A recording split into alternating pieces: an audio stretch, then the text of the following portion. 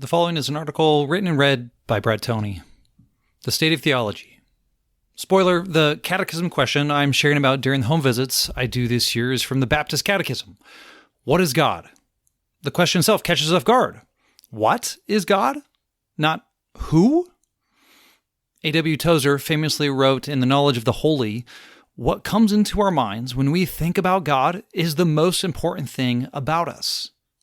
What Tozer implies in that sentence is profoundly true. Theology leads to doxology. What you think about God, how you answer what is God, shapes how you live and what you praise. And that's why the pastors are asking that you take a brief survey to help us gauge the state of theology at Westview. Let's first consider this connection between theology and doxology. Take, for example, the atheist.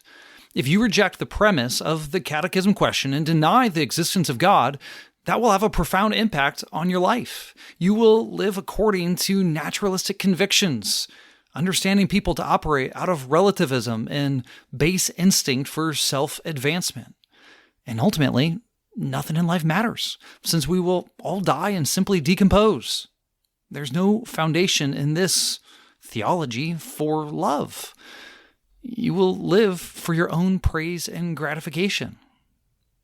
Or another example, closer to home. When you think about God, you might think He is concerned only with your spiritual life, and that's about it. All God cares about is if I believe in Jesus.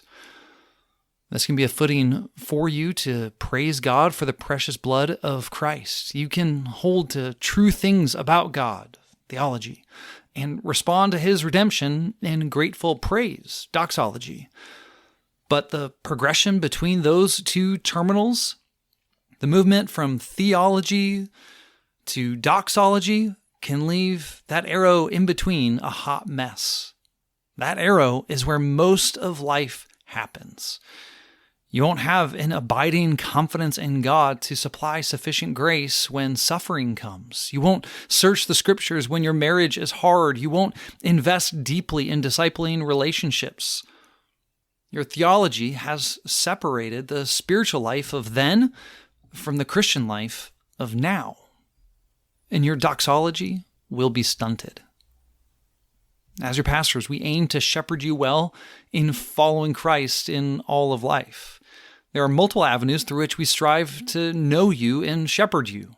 Our pastoral home visits are a clear example. We aren't just generic pastors of a generic people. We are your pastors. And so we want to know you. And as we press into more personal, experiential aspects of life in home visits, we can further identify areas we need to address by getting a sense of the church's theology. Ligonier Ministries and Lifeway Research have been working together for a number of years to provide and distribute a short survey among evangelical Christians in the U.S. Their data reveals where there are shortcomings to theology, areas that do not align with historic statements of faith. This helps identify where more attention in teaching and preaching is needed, areas that are short-circuiting doxology. You perhaps have seen results from Ligonier. If you haven't, don't go looking yet. They make the same survey available for churches to utilize, gaining focused insights into an individual local church. The pastoral team would appreciate you taking a few minutes to complete the survey. You can look up the nationwide results after so that exposure doesn't influence how you would respond. Now, don't worry. You don't need to study. The questions are straightforward. And if you don't know what the question is asking, answering accordingly will still be helpful. We're not putting all of our shepherding eggs into the one basket of this survey. Formal theological statements are not the be-all, end-all assessment. But this is one aspect of being a disciple of Christ that does have a significant downstream impact. Having a better sense of where our church is at on the theological topics addressed in the survey will help us know where exhortation, sermons, and articles could focus instruction and application. I want to help you believe truly, live faithfully, and praise robustly. Thank you for helping us do that.